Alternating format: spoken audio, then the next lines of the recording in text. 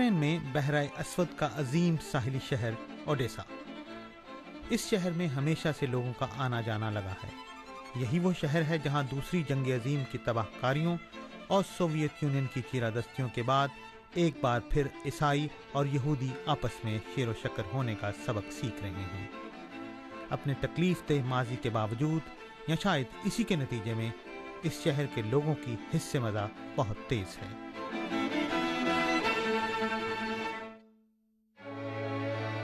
اور یہ ہے ان سیڑھیوں کا منظر جو سینما کی تاریخ میں اب لازوال ہو چکی ہیں.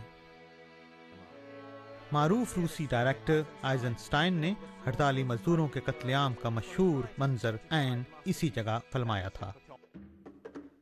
اوڈیسا کا شہر آج کے فلم سازوں کے لیے بھی خاصا اہم ہے. اگرچہ آج کل وہاں آرٹ فلموں کی بجائے ٹیلی ویژن کے مقبول سیریل تیار کیے جاتے ہیں.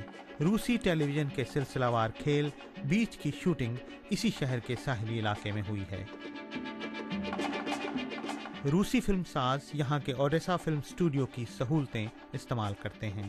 اسٹوڈیو میں ساز و سامان کی کمی نہیں اور ایک ضمنی پیداوار کے طور پر انہوں نے فرنیچر تیار کرنا بھی شروع کر دیا ہے.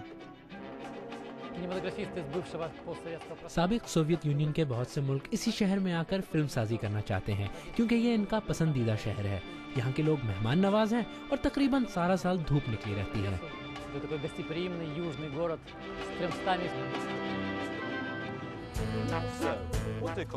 اب جو شخص اوڈیسا جیسے شاندار شہر میں رہنے سے گھبرائے اسے آپ کیا کہیں گے؟ اس کا مزاحیہ جواب ہے چکن کیف. یہ ایک پھونڈا سا مذاق سہی، لیکن یہ بھی ایک حقیقت ہے کہ اوڈیسا میں ایک سے ایک کامیڈین موجود ہیں. آئیے ایک سے آپ کی ملاقات کراتے ہیں. جیورگی ڈیلییو حرکات و سکنات سے مزاح پیدا کرنے میں عالمی شہرت رکھتے ہیں. اوڈیسا شہر کے مرکز میں ان کا اپنا تھیٹر ہے اور اس وقت وہ اپنے شو کی تیاری کر رہے ہیں. اس شہر نے جنگ و جدل سمیت بہت سے مصائب دیکھے ہیں.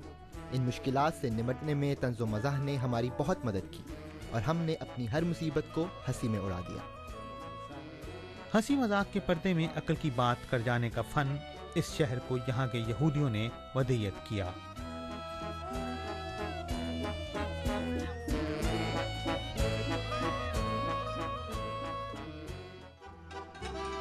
آج اوڈیسا میں صرف گنتی کے چند یہودی رہ گئے ہیں، لیکن دوسری جنگ عظیم سے پہلے یہاں 2.5 لاکھ یہودی آباد تھے. کمیونزم کا دور ختم ہونے پر یہودیوں کو نقل وطن کی چھوٹ مل گئی تھی، لیکن اب ان میں سے کچھ واپس آ رہے ہیں.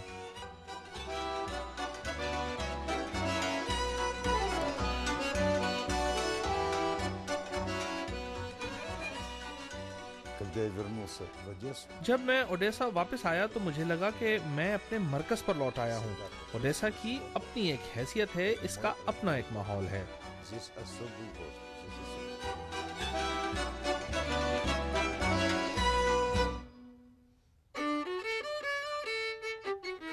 اوڈیسا بظاہر گرد و غبار میں دھندلایا ہوا ایک شہر ہے جس کی سنگی سڑکوں پر دو رویہ درخت لگے ہوئے ہیں. یہاں کے لوگوں کی زبان تو روسی ہے، لیکن اس میں یوکرینی زبان کی ہلکی سی آمیزش ہے اور یہودیوں کی مخصوص جرمن کا تڑکا بھی لگا ہوا ہے. یہ شہر کچھ کر دکھانے کی فکر میں غلطاں نظر آتا ہے.